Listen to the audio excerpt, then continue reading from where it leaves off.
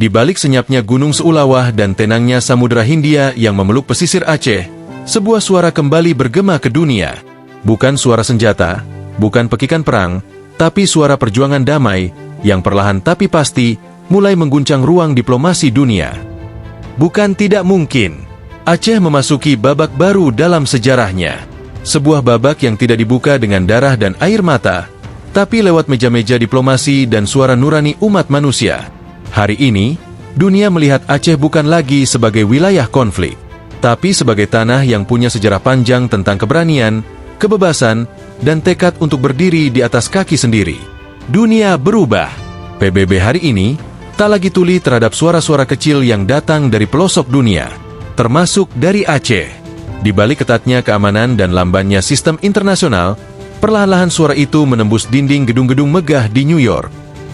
Jika kita melihat dinamika hari ini, khususnya di tubuh Perserikatan Bangsa-Bangsa, PBB, maka kita akan mulai sadar bahwa bukan tidak mungkin referendum bisa terjadi untuk Aceh. Kita sudah melihat contoh-contoh Sudan Selatan, Timor Leste, dan hari ini masih ada wilayah lain yang terus menyuarakan hak menentukan nasib sendiri. Aceh pun kini mengikuti jalur yang sama, tapi dengan wajah yang lebih tenang, lebih cerdas, dan lebih diplomatis.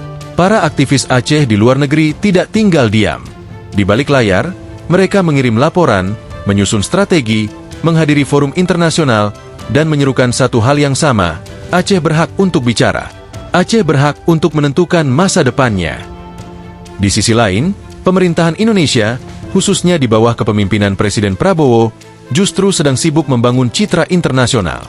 Fokus pada hubungan luar negeri, kerjasama militer, investasi, dan proyek-proyek besar di luar negeri membuat pemerintah pusat seolah lupa ada satu wilayah di ujung barat yang sedang bergerak perlahan menuju suara kedaulatan.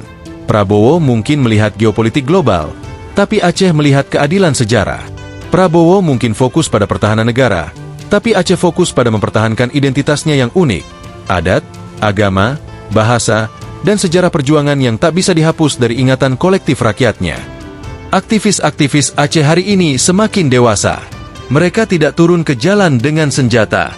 Mereka turun ke forum-forum dunia dengan argumen dan data.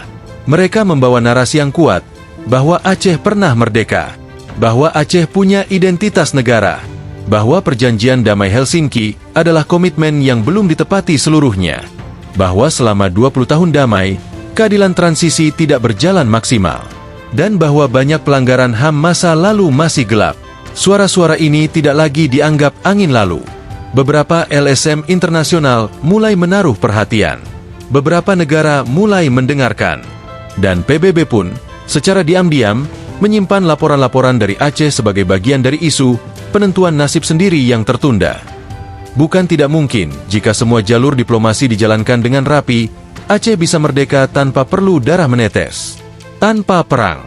Tanpa tangisan ibu-ibu kehilangan anak. Sebuah referendum damai yang diawasi oleh PBB pernah terjadi di banyak tempat. Timor Leste adalah contoh paling dekat bagi Indonesia. Sudan Selatan membuktikan bahwa PBB bisa menjadi fasilitator damai. Jika rakyat Aceh bersatu dan menyuarakan kehendaknya secara sah, dunia tidak akan bisa menutup mata. Banyak analis memperkirakan bahwa tahun 2030 bisa menjadi titik balik. Generasi muda Aceh saat ini adalah generasi digital, global, tapi tetap cinta tanah kelahiran. Mereka tidak dibesarkan dalam perang, tapi tumbuh dengan kesadaran politik dan sejarah. Jika mereka bersatu dan bergerak dengan strategi, maka bukan tidak mungkin 2030 akan menjadi tahun referendum. Tentu saja, semua ini perlu syarat: solidaritas internal Aceh, konsolidasi aktivis luar negeri, kekuatan diplomasi di forum internasional, dan tekanan moral dari rakyat Aceh sendiri kepada pemerintah pusat dan PBB. Sejarah Aceh belum berakhir. Ia hanya menunggu bab baru yang akan ditulis oleh tangan-tangan yang sabar, oleh suara-suara yang tidak pernah lelah, dan oleh hati-hati yang percaya bahwa keadilan akan selalu menemukan jalannya. Bukan tidak mungkin Aceh merdeka tanpa tumpahan darah. Bukan tidak mungkin Aceh akan masuk babak baru, dan semuanya bisa dimulai dari suara kecil yang tak pernah berhenti berkata, Aceh berhak merdeka.